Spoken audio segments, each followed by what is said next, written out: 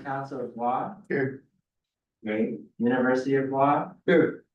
All right, Northern Soil and Water Conservation District. Here. Okay, Southern Soil and Water Conservation District. Here. All right, Madam Chair, Chairman, we have a quorum. Excellent.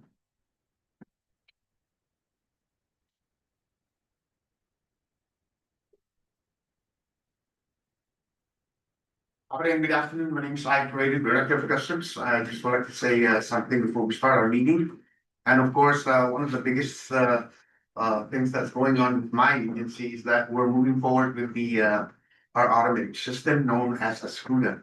We finally met with the legislature. They have passed a bill for us to move forward, identifying SCUDA as the main so-called source that we're going to be dealing with. And we finally met with the organization, and of course, the ASCUDA is sponsored by the United Nations on Conference of Trade Development.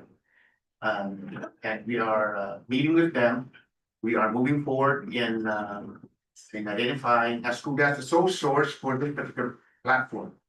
Now, what's the platform all about? Platform all about is about data collection and the interface of what we're doing within our community, especially in trade facilitation. And to me, it's very important, especially for this particular forum, invasive species, because you are one of our partners within the agency that's going to be collaborating. And the system and the platform that we're putting together will comprise of the invasive species strategies. And so we will be able to interface our system with the Department of Agriculture to include GOG insofar as the movement of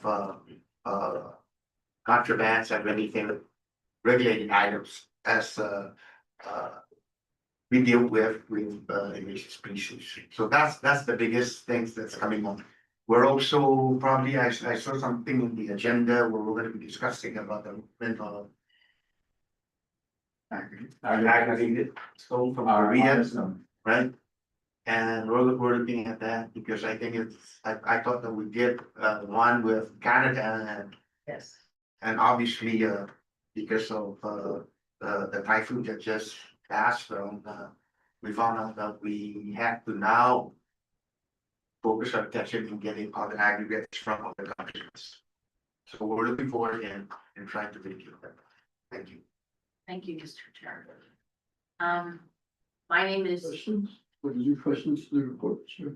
not yet, Do we're still on the remote. Okay. My name is Chelsea Munia, Director for the Guam Department of Agriculture.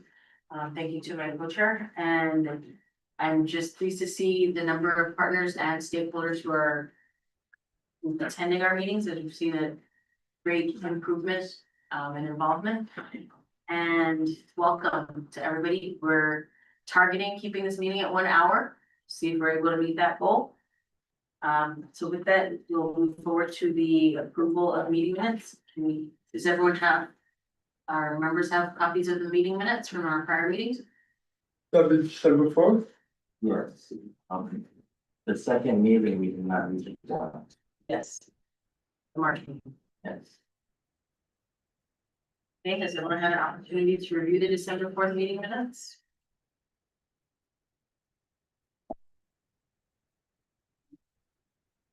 So can we get a motion to approve? Make the motion to approve.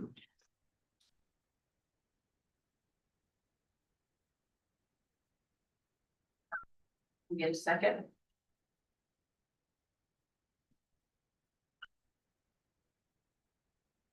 Second. Thank you. We have the motion and a second. All in favor of approving the meeting minutes, subject to any corrections that may need to be identified? Tap that last line on for Robin. I would believe. Are you calling for a vote? Yes, calling for a vote. Yeah. All All in in favor? favor, say aye. All in favor, say aye. Aye. Okay, motion. Meeting minutes are approved. Next, we have agenda item 5, secretary report. All right, so my report is just to, talk about the invasive species inspection fee type. So far that, we have, invoice from the vessel report was, 1.1 million or 1,144,075, $75.77. We have collected for fiscal year 26, $794,105.27.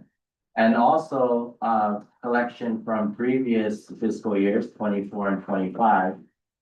We have collected $801,214.85. So the total collection for this fiscal year, including 24 and 25, was $1,595,320.12. Yes, and that's my secretary report. Thank you. Does anyone have any questions for Cheryl?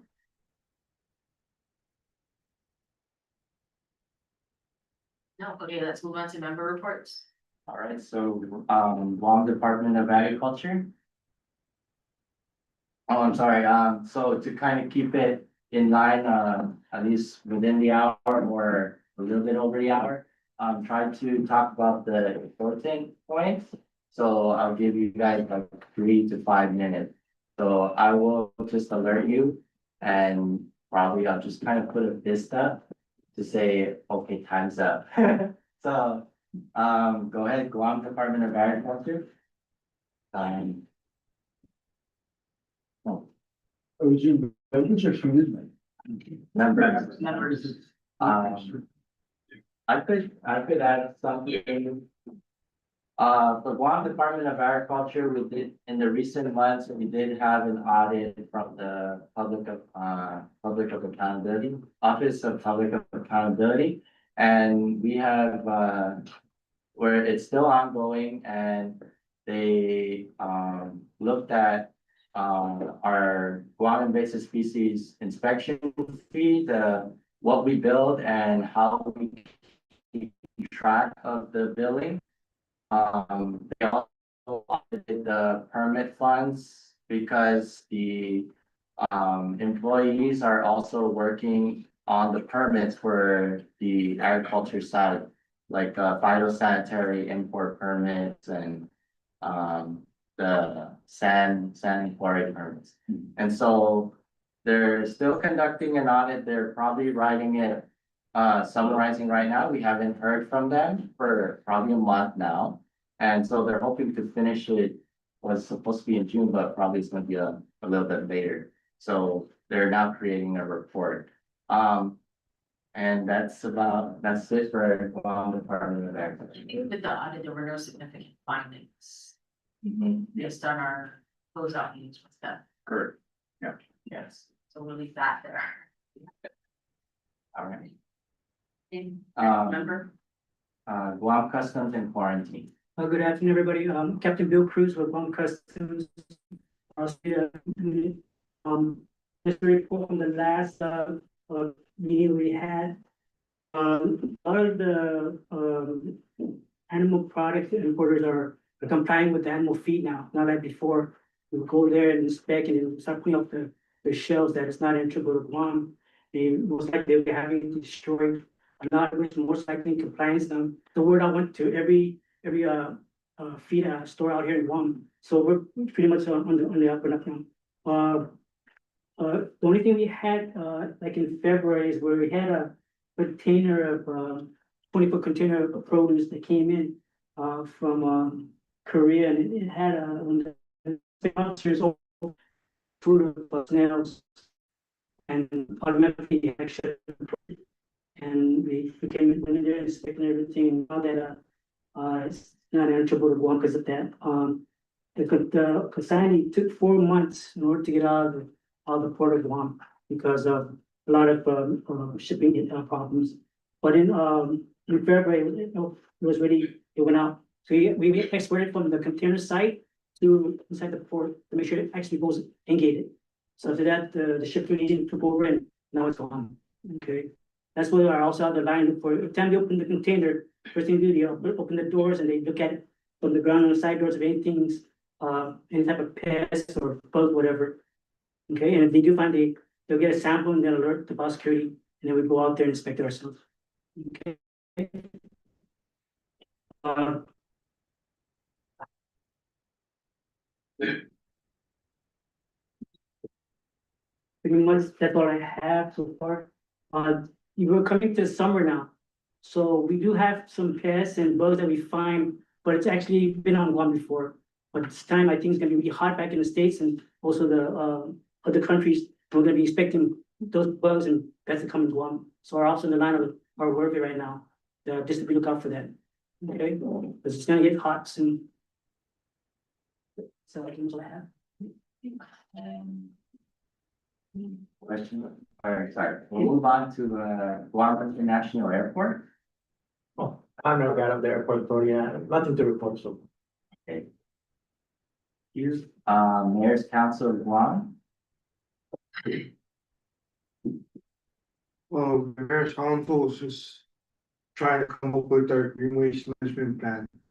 But we just had a storm, there's piles of green waste everywhere, and we'd like to know some kind of direction. Yeah. Other than starting higher, then GFT is gonna do for us.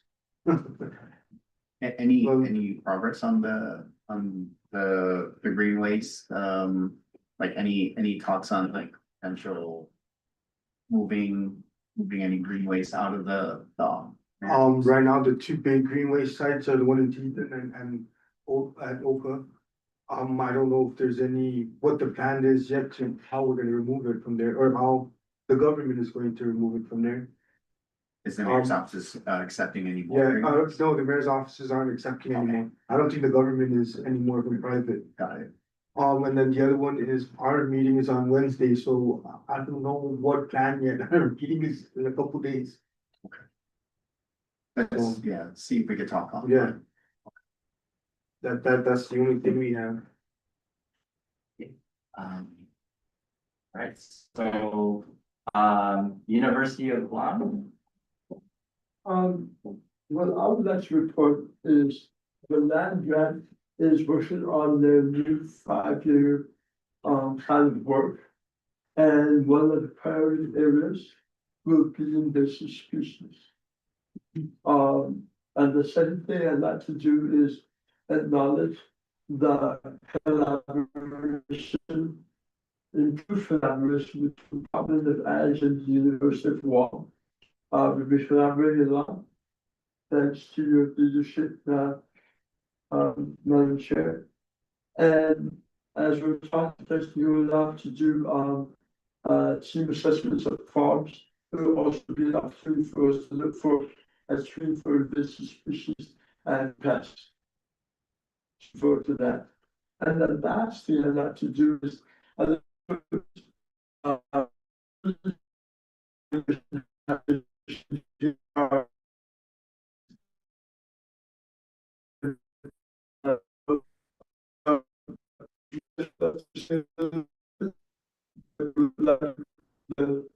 House President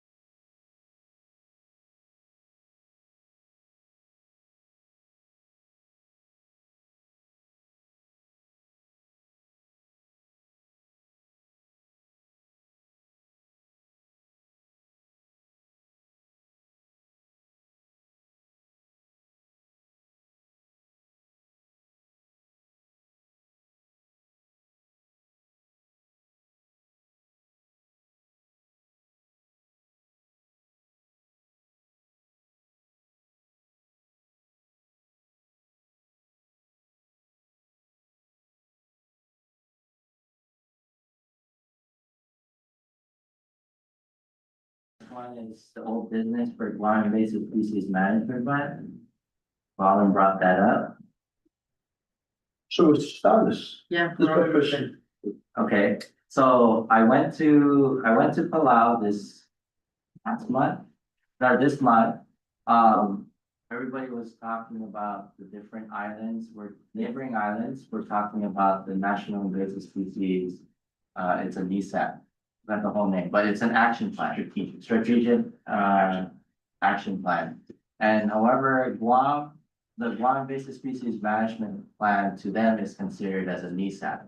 And they followed a template, a lot of the islands follow the template by SPREC, the South Pacific Region. Environmental. Yeah, so they followed that, template and, I believe Chris and I agree that we should follow that template for the Guam invasive species management plan. I also talking to Port Users Group about increasing our fees to benefit the Guam invasive species management plan so that we give the other agencies in GIST opportunity to work on invasive species management plan, the invasive species management part. So it's like, following Hawaii where we still follow the law where it gives, money to biosecurity division to fund it. However, when we earn the extra, on top of that, that can go to the other 9 agencies to apply for a proposal on invasive species management, and that'll be every year. That's the plan, and then that should contribute to the Guam invasive species management plan as current updates of what they're doing in their proposal. Yeah, so in other words, this XX fund that we will be collecting. Will give our voting members, our GIST members, the opportunity. To put out some kind of proposal that needs to be addressed. For instance, I'm gonna give. Like, a perfect example is the aggregate material that's coming in. When Guam, when Guam EPA gets these aggregates, they're spending their own money to test aggregate that comes in.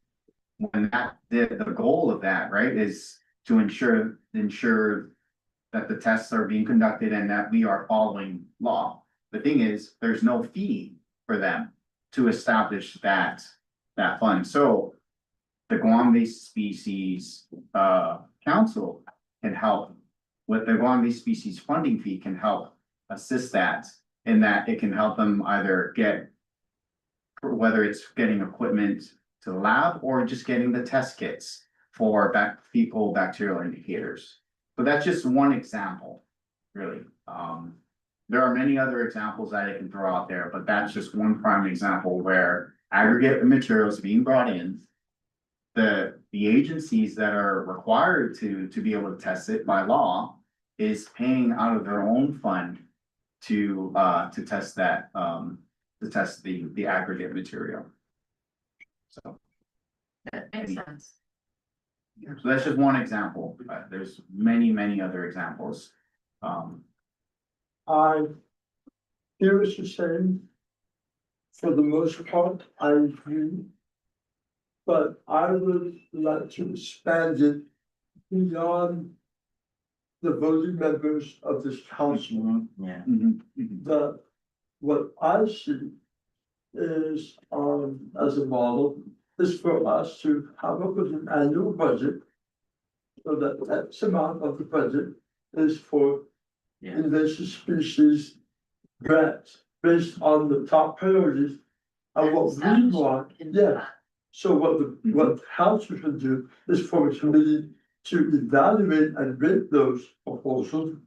But I believe it would be best if we had opened that up to anybody, Yeah. nonprofits, because Yes. we want to build stewardship. We want to get as many people engaged in this as possible. And we have enough work to do already. Yeah. So, add that up. add on to it, yeah, Yeah. certainly, yeah. I mean, this is for voting members, affiliate members, stakeholders, yeah, so. Anyways, that's my thoughts on Okay. it. Okay. Business.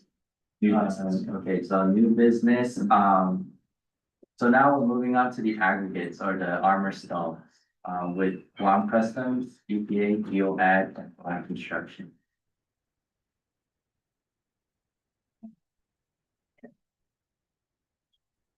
You wanna choose the last Can I key? start off on it? Okay.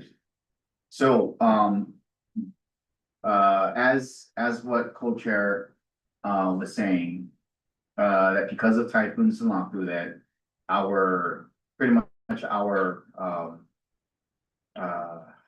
glass breakwater is kind of full. It's in bad shape. Looking at Captain DeGrange and maybe Do you want me to jump in and I just give a like, quick I would summary? probably like her to have, Okay. there's a better way of explaining things than I do, so. I don't know about that. I think I just talk more than you and I'm a little bit louder. So essentially, TPC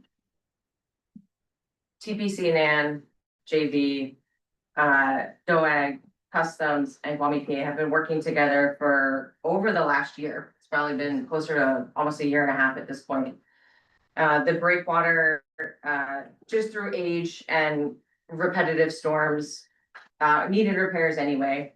And then Sinlaku decided she was gonna take up residence in the Marianas and did probably enough damage to remove all 4 months of work that TPC non had conducted, and then additional damage to the point where we're now in emergency repair phase. So I think our partnership has worked really well. We have great communication, and aggregate has come in from Canada to be used in the concrete batching.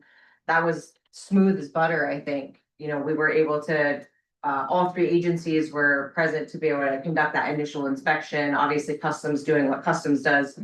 And then we started working on just looking through the ship to make sure there were no invasives there. The armor stone coming in from Korea presents some very different challenges. You know, when aggregate comes in and it's in a hold and it's nice and it's fumigated and everything's great, right? That's much easier to verify. The armor stone that's coming in, each rock is between 2 and 15 tons. And so it's being blasted out of the quarry and then moved, treated in some kind of way, which we're also working through some of the washing procedures and what that's gonna look like. And then it's being transported. And of course, it's being transported from Korea, where we know that we already have invasive species that would really like Guam's temperatures and conditions. It's coming in the middle of summertime. It will take 5 days to load these ships. So they're open barges that are being pulled by a tug. There's not really any legitimately safe, functional way to tarp these barges. I mean, they're like 300 feet by 97 feet, and Trevor and Jesse can offer much more detail about that should we need it. I'm not so worried about fecal indicator bacteria. I'm not worried about that part of the environmental risk to Guam. However, I think all of us are very concerned about the potential to bring in some of those flying creatures or anything that might lay eggs on those rocks or barges as they move from Korea here, right? So Chris and I and Bill and I have looked at the maps, and essentially from those ports, the barges will have significant time where things could fly to and from the barge even after it's treated. There's no manning on the barges. That's just the tug that's pulling them. It's about a 2-week trip, but you know, within that first 2 nautical miles or 2 or 3 nautical miles, we have some big concerns. And so Chris and I have already lost great amounts of sleep over this. We have spent many hours talking with all the partners involved. And I think our assessment at this time, and we wanted to bring it here because you guys are a lot smarter than we are. But our assessment at this time is, you know, once that ship leaves Korea, right, there's a significant risk to Guam. And so we are looking for everything we can do between here, or between there and here. What can we mitigate? How can we mitigate it? And then once it arrives, what can we do additionally to have mitigation here? We think, and don't let me speak for you, but we think that it's gonna be like an all hands on deck, lots of inspections as those stones are coming off. Significant inspection before that shipment is cleared. And, you know, Bill's got 3 folks. My monitoring program has probably 3 or 4, maybe 5 that we can put to it. I don't know how many folks, you know, Chris and Shiriel, you guys do cover a lot of ground fast.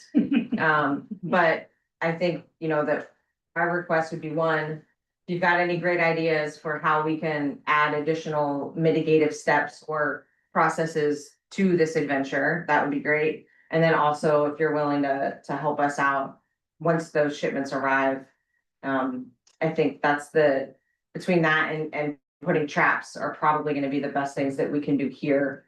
And with that, I think I'll shut up and, did I cover Oh, it? that's great. Is that what you wanted me to That say? was actually, well, yeah, that was well said. Thank you.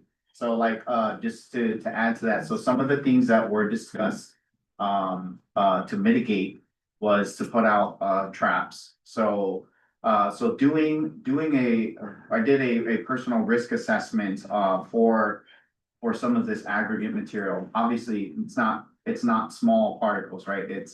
It's actually a large number, yeah. So the risk assessment right now is spongy moth. At the time that they are looking to bring the aggregate in, I'm sorry, the armor stone, I gotta say armor stone here. You do. Armor stone is the season of spongy moth, as well as it is the season of hornets. And coming out for Korea, there are many moths and hornets that are within that general area that they're looking to bring the armor stone from. So the idea was, and I think currently, right now, we have one member from Black Construction that is currently out in Korea. I did give sticky traps for them to, and actually those sticky traps are meant to be placed along the lights. Because at night, if it's gonna be worked on, right, what are you gonna mostly attract? All the insects. So we're gonna look at what types of insects are currently present physically there, not just looking at a map and saying, oh, this is what the insects that we're dealing with, but we're also looking at actual physical specimens of these sticky traps. So that's one way to help mitigate. The other way to help mitigate is to put these, because we have a current project that deals with spongy moth. We have a bunch of traps that we're looking to put out at the port. In which then we will be checking daily as these as the aggregate does get loaded onto, I'm sorry, these armor stone will get loaded onto Guam. So we will be having traps. We will have some of our technicians to go out. This is, you know, we already have the tools to actually ready to do the mitigation.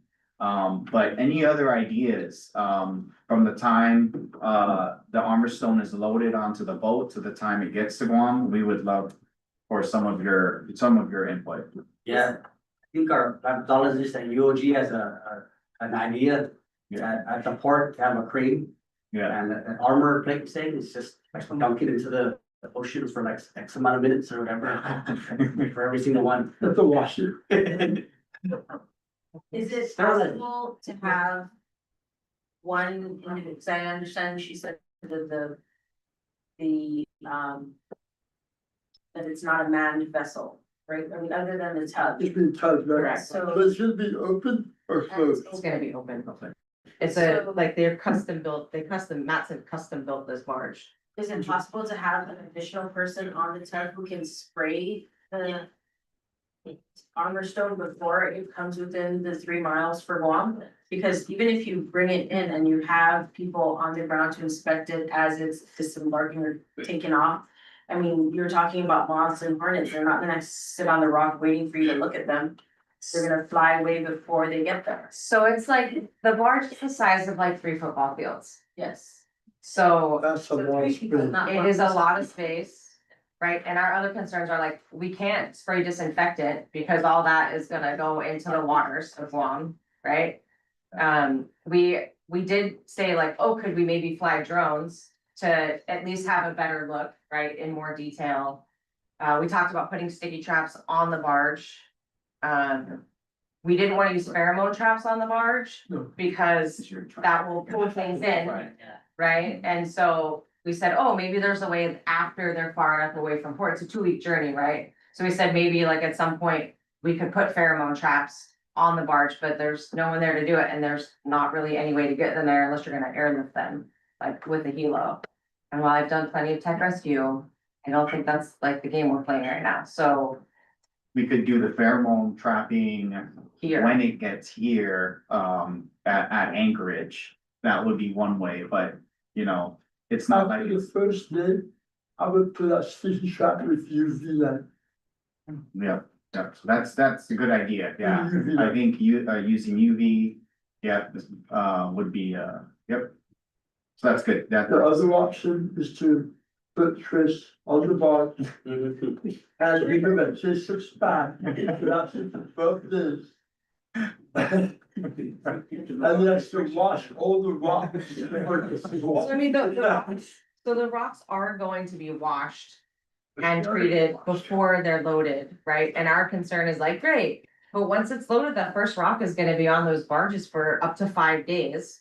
While they load all the other ones. That's what there's just little Yeah. nightmare. And it's 24-hour loading, and so, and it's definitely a nightmare, and I've already had several. So we know that it's gonna be, once it gets to Guam, like. That's where we're gonna have to mitigate most of the risk, so super high risk operation, but also. It's emergency work to the breakwater, like we can't let the breakwater fail, because that's gonna be a worse situation for Guam, so. I think, you know, just. yeah, I think it's just really accepting that risk, but also mitigating it as much as possible, that's. So if anyone, you know, between now and July, the middle of July, maybe the end of July. Can like really put your thoughts to this and, But so why is it not feasible to have 1 or 2 people travel with it to spray before it's our 3-mile mark? how many gallons that would take? Like, No. have we done an estimate on how many gallons of anything that it would take to spray? I mean, think about like, those rocks are like 6 by 6 by 6 each, right? I mean, they're not small. We need to hide the planes that built Love Madonna. I know it's a huge sheet, right, of, a thought, right, it's a huge sheet of what I'm talking about, like, how about something that like a solarization type style, like how compost, you know, builds so much, you know, temperature to greenhouse effect and then, you know what I mean? But it's not using chemicals, you know, that's gonna be a huge, That's a huge piece of, that's a big ceramic. I would expect it would be pretty hot, Yeah. on the way over, On but the way you know. You know, given weather conditions, you know, it could be cool for the, but I don't know, I mean, these hornets could survive that. They can survive that Yeah. temperature. with And that. then, you know, we're not just talking about adult moths that are just there, we're talking about egg sacs. I'm more worried about like eggs. What's the, Egg sacs. what's the life cycle there, how long does it take to hatch? The life cycle is about 8 to 10 weeks. Oh, damn. Yeah. Yeah, that's what we said. Yeah, me too, yeah, I was saying, dude, that's long. Yeah. so the So, way to do That's where you sit on the boat, dude, and then let it sit for Yeah. 10 weeks, so wait for it to hatch. this. I mean, currently right now, like, starting from this time to July. There is an alert that CBP generally gets, any ships and vessels, I'm sure Paul can also mention. That any ships or vessels, that do come out from Asia generally have to get a certificate-free, moth. Lemantrid moth or a spongy moth certificate-free, vessel. So, and that's currently active right now because of the seasonality. Anyways, so just, yeah, just throwing that out there. Hey, Captain, you said that it was 6 by 6 by 6, that's the dimensions? Average size, That's and not- obviously they're not. that's not- Just so you see it. Like construction. Okay, that's the smallest size, right? Okay. Yeah. If you imagine a car is about 2 tons, okay, yeah. So we're bringing 2 to 8 tons, the small rocks, and then the large rocks are from 8 to 15 tons. And so, and as you know, like, they're not all polished and smooth, right? They've got nooks and crannies, and while it's a solid structure, so we're not super concerned about that, but there are still gonna be ledges, so even if you're like, okay, let's spray it, there's overhangs on those ledges that would make a really nice spot to stick my eggs, right? And so if I'm spraying from the top, like, you have to spray from all angles. And so that's why I think like spraying might help some, but I think Yeah. what's on top is gonna get taken out, like with the sea, or has potential to be washed with spray and rain. Right. It's the underneath stuff that Yep. I think is gonna be more protected and Yeah. more likely to have. Should cover that. Yeah. So at least from here, that's why we're introducing it now. So any thoughts from here on out? And also anyone who might be able to help with inspections, so that we can Yeah. put together some training and. You know, just have people, it's gonna be 5 days, again, 24-hour operations for unloading. Yeah, and while we work like long hours anyway, I don't think it's feasible for us to cover. 120 hours or whatever 5 days actually is, so.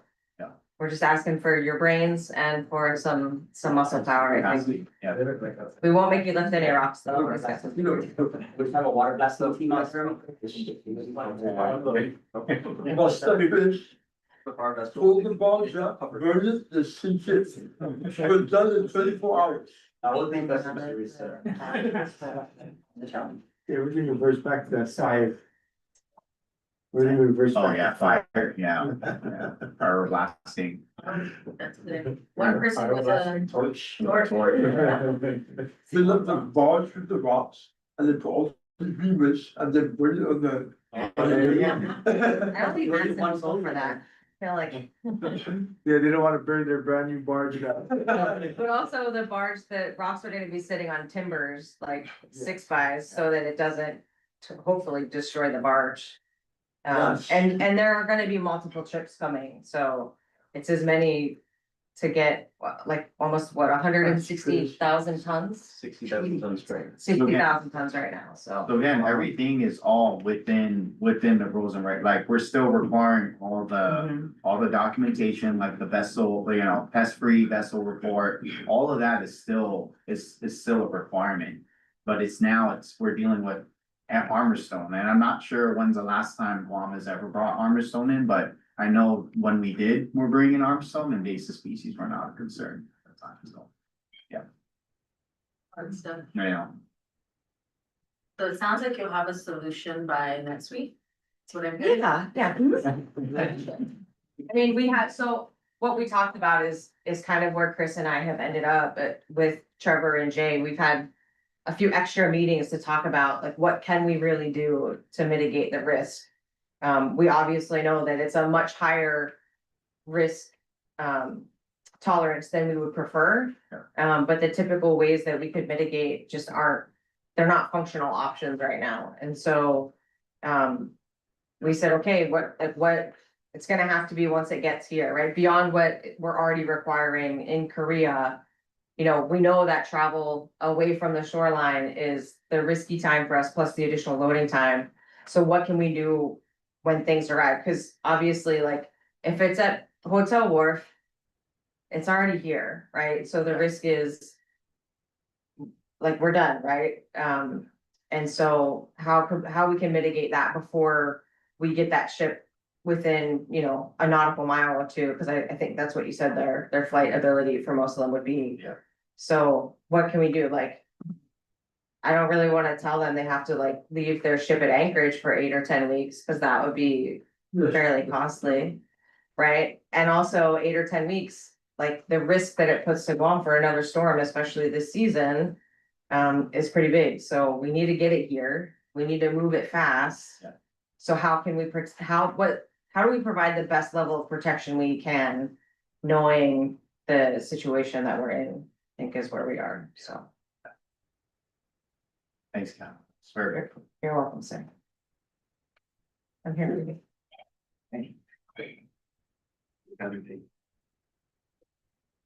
My question is that since the stones are gonna be in a barge, so there's no way that we can fumigate it, should we come up with something? Nothing, there's nothing. There'll have to be spot treatment and. You would have to target the whole vessel. Yeah. Mechanical control, every day they're loading fumigate. I mean, it won't be covered, so I don't know, right? Even if we had them run like fumigation pipes underneath. I don't think you would get the contact time, even if you had it like wafting up for 2 weeks. Right. I don't know that you would actually be able to get enough saturation between You'd have to have the ocean breeze, and there's not really any good way to enclose the barge. It's just gigantic. to go to under the top. But that's huge because of the amount of air you have to move. Well, and also the barge company there's no manning, so if something rips, if that tarp gets loose, if there's a storm, then it's a safety risk to sink it, or like to sink the barge, the rock we need and the tug, so just that, the level of risk that they said absolutely not. They were, I will tell you though, TPC&M was willing to have custom made tarps built for each of the barges that they'll be using, so like, there's full cooperation, I don't think anyone's trying to get anything on us, but, you know, we just, we need to find a good offer, or good, Heat is an option. That's about it. How about, are these the barges, the way they're built is like if water and all that's coming in, rain, all that stuff, it drains out? Like there's no, yeah, it is. So, so I mean, you know, how does salt water do with the pests that you're talking about? Well, the egg sacs are, that's the whole reason why they built those egg, it's to protect from the outside environment. I don't know, that's a good. That would If be a you can have really something good, on that, I mean, it's gonna cost some money, but if you can have a cheap little misting system on the top. That the whole 2 weeks too, if you have kind of a pump system that goes in and just keeps on spraying salt water and. As it goes through, Yeah. that salt water's already there and it just keeps it all the way through. and it could, which could lower the risk, yeah. Right. I mean, yeah, and again, considering temperature, considering that it's gonna be out on the, you know, out on the barge for a while, like, the risk does go down, but it's still high, yeah. I mean, I would think, and I don't know bugs like Chris does, I'm a molecular virologist by training, so I like different kinds of biological bugs. But, I don't know how many like flying things would do over 2 week time. The eggs, I think certainly would be made to. Yeah. To withstand some of that, but I don't know how long a spongy moth can go, If that assuming there's not much food for it. Right. is the moisture and it clears hard, I guess you can get up to about 125 Yeah. to 130. That's on the border, it's in Meridian. Under the top. That's In the open, ocean. Well, they are. Oh, That's why I thought of that, man. That's what what I- No, Yeah. But she said the tarp would be at risk. But that would also be, we could, cause she said, for the small one is only 6 by 6 by 6, right? But there, you get the large enough tarps where you can do it individually. It's costly, but you can still, I mean, That's tough. That's the last round back. yeah, they. I did actually have a dream where we like heat shrunk all of them, but. You got some pretty big ziplocs. Temperance, but- You got some pretty big ziplocs, man. Yeah, so. I don't know that that's feasible, and then like the sheer amount of plastic involved there is another environmental issue. 300 by what? How big is the barge? 3 football fields. Essentially. Oh, wow. 900 feet. Hold on, I'll give you, Whatever what, it you is. can remember the exact. So that's what plastic of that. Let's move on to the next one, and Yeah. that is off that. Oh, no, okay, so it's actually, I might have lied, it's 380 by 90 feet. Oh, that's much more manageable. And then the Oceana, the smaller one is 200 by 60. That's more like a football field, yeah. That's 300 by 100. That's still a big It's still plastic. big, but, Once that rips and touches wind. Yeah, Yeah, it, all right, guys, so we're gonna have to move back on, yeah. Okay, so, the part of the public law 31-43, BOAG and PUG have been working together on basically the section for the invasive species inspection fee, the fee established. I gave the members two different documents. One is the original and one is the one in draft form that I'm still working with, PUG. And we did have a meeting with Senator Toniata and we made some changes. There were suggested changes, but we did add, like, we had to change some wordings there from saying that the entity is responsible for paying the fees of the invasive species fee and not just the carrier. The carrier will collect the fees and remit it to the Department of Agriculture. We also added a suggestion of being clear about transshipment cargo and break bulk and empties will be exempt from the invasive species inspection fee. However, to combat that, PUG, we are still also working with PUG to gradually increase the fees of the containers coming into Guam. So that should cover the empties and transshipment that come into Guam. So it covers the cost. I looked at it, I reviewed it. And so they did agree, or we are still in talks, but we're in that direction of gradually increasing our fees. So I'm waiting for PUG to finalize their edits for this public law, and then we submit it to Toniata to try to push it and change the law. There probably is gonna be a public hearing or something. But with PUG and BOAG agreeing already and maybe this too, because we can look at it. I can send the final version and then we can move forward with it. The law, so get it passed. So hold on, any question?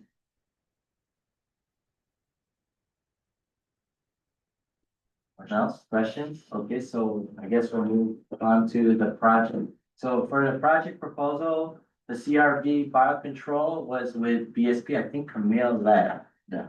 But they were talking about that, Dr. Kitalong was from Palau, was wanting to find collaboration, and I think last time I checked with BSP, they were working with the University of Guam, Dr. Camacho and Dr. Leon Guerrero on trying to collaborate on a proposal. But that's so far the update that I have for this one, so. I going to assume we're talking about virus. The virus, yes, yes. That's, Yeah, we can table that for when. Yeah, I mean, BSP, Okay, yeah. okay, and then I guess Ron, the Guam report to risk, is this the one well. But this is, I joined a Zoom meeting before? so. There is the myth coming up Mhm. in July, right? And so. That's why we need the report from GSAT and GIS and put that together. And figure out what we want to summarize as a one report to the Micronesia Island Forum.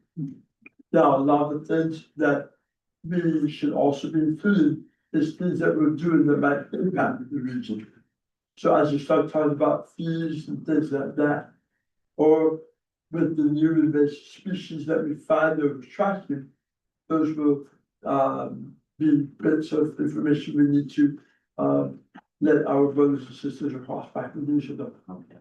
Okay. So if you can get something to me, I would say, what was the next? In about a week or two, do you have that I mean, you met with GSAC, I met with GSAC, yeah, Yeah. that was.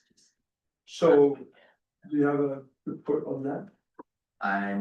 For my report on that, for I read GSAC, what you put in here. yeah, I can, so we just had the GSAC meeting on Friday. And, we were working on the invasive species priority matrix, we're finalizing that. I should have printed that. We're finalizing that, but it is a living, document, it's a living. That's why you need a report. And so they did all agree that could attend the GSAC.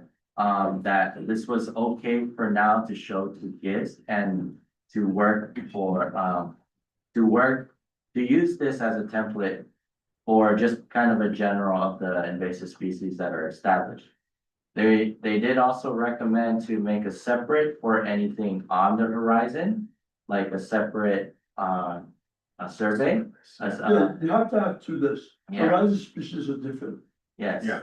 And so that was the main, meeting was the, So you can get that to me or to this body by the. Yeah, we can get it to you by the end of this week. yeah, So, so our action item will be get a GSAC report, to the Guam Invasive Species Council members, by end of this week. In preparation for me. Yes, In preparation. because we still have to figure out, is everything risk and my energy challenge have been moved. Hmm, And you don't hear about his transportation. yes, yes. It's all fixed out. It's gonna be here? No, Oh, in Poland. in Voting, okay. hang on. All right, and then so okay, we move on to the next one? Yeah. So the next one is Guam Feral Swine Management Plan. So with I can speak for that one. So what's happening is you have a number of entities working on feral swine management at this point. What there appears to be, or apparently is obvious, is there are some overlaps and there are gaps. So it is the recommendation of people in here that what we probably should do is come together with everybody here so we can have the raw management, first find management plan, so we all can play in the same field and not separate on the case. So, I highly recommend that this was lead that effort, including that together. You wanna make a subcommittee? Talk about. I thought we just the we decided to. That's right. Just one second. Oh, I see, okay. Get up to. One partner that's missing is USDA APHIS. Right, That they. so what we'll do, Cheerio, you and I we should work on this outside, get everybody together, but it's gonna be about 5 businesses. The districts. Both districts, ADS has, but whoever has to do it. And then wildlife services, and then there's what Buffalo. Yeah, community, they have been. Super, okay. Okay, sounds good, right? And next announcements. Announcement, so, for the fourth quarterly Guam invasive species, council meeting, will probably was June, right? September, it's on in September, if it within 3 months, so September. I'm not too sure yet, but it's pending, it should be in September. Either August or September. August, Okay, or I would shoot for October. September is a horrible one. It's the end of the fiscal year. Oh, that's right. Plus, there's a regular box. okay. So what day would you want? Is good for everybody and if it's August, what day of the week? I know school starts at the beginning of the month. The two vision, you'll choose forward, like, and the police. August 31st. Yeah, okay, yeah. Is August 31st okay with everybody? Yeah, August what? 31st? August 31st, okay, This today, That's the day I have. all right. Okay, so then I make it tentative. yeah, Okay, after. sure. Next meeting, August 31st, tentative. Wednesday, Monday, That'll be a Monday. okay, perfect. So now we can just adjourn. Do we need to, so what's the status of the Greenwich management plan? Yeah, we're gonna talk right after, the status of the green waste management plan right now is, because we met once, already, and we're looking to design the template for that And is plan. DPW in the conversation? They need to be in the EPA conversation. and DPW both need to be in it because Yeah. they're the ones who led the effort and put together the plan that's. They don't want to make a rule, so you have to follow. Yeah, Yep. yeah. So yes, We were waiting for Senator Sabina's bill for composting to take effect. So that way we can build the plan, because the composting is another component that needs to be put into the green waste management plan, so. Another thing we probably might want to use. Whenever we're talking green waste, part of the component has to be post disaster. Oh, yeah. And so Certainly. we have to bring homeland security. Mm. So if I was Nick, you have to override. So it was with Homeland Security that we had these meetings, but they basically just deferred to EPA and DPW. Yes, Okay, so, so so actually with Homeland Security, and I know this because with Taipei Mawar efforts, they were already trying to see what did ag have, or what did we have in terms of a plan for green waste, and because we didn't, then that's when we decided to kind of deviate from what needed to be done, but because now that we have a plan, any future mitigation efforts for green waste will follow that plan. That's to my understanding with how Homeland Security handles these. okay, So if there's a plan already set in place, that's gonna be followed. that's the one they're gonna adopt to disseminate that everybody. yeah, But that's nonetheless to speak that we should still, consult with Homeland in terms of the management response. There is a disaster debris management plan, and I believe green waste It's a small part. is a small part of that. Yeah. I think that. Yeah. That plan needs to be updated, certainly after my Silongo experience. Yeah. And so this might be a perfect time to incorporate your green waste management plan, but also the disaster version into that plan. Agreed, With agreed, GHS. and that's what I was, yeah, That's what we're trying to figure out right Got it. now, how to incorporate all of it. all the We do other plans. need to update our management plan because it has changed over the years. Yeah. We have new bugs and we have new things now that, Yeah, yes. needs to be mitigated, yeah. Yeah. Well, there should also be some re-education about what that plan actually says, and if it doesn't work for everybody, then we should change the plan, so it Yeah. does work for everybody. Correct, do you have the old one? That's what we're Yes, trying I to do. work on. yeah. I'll Two share thousand it. six? Is it 2006? It's right after Moore, yeah, No, the, or, no, no, I think two there's, thousand two or 2006. I think There was there's, a master plan of DPW. full master plan. Oh, I feel like the debris plan, the disaster debris plan is newer than that. Or Okay, maybe, That's the one that's from after Malware. okay, Yeah. cause I was working nights, so my brain should be sleeping then. Yeah. So I might have dates mixed up, I'm not so very good, okay, but I'll check. all right. that's good. All right. Valid. Well, Motion to adjourn. okay, I'll go ahead and second it. All in favor? Aye. Discussion?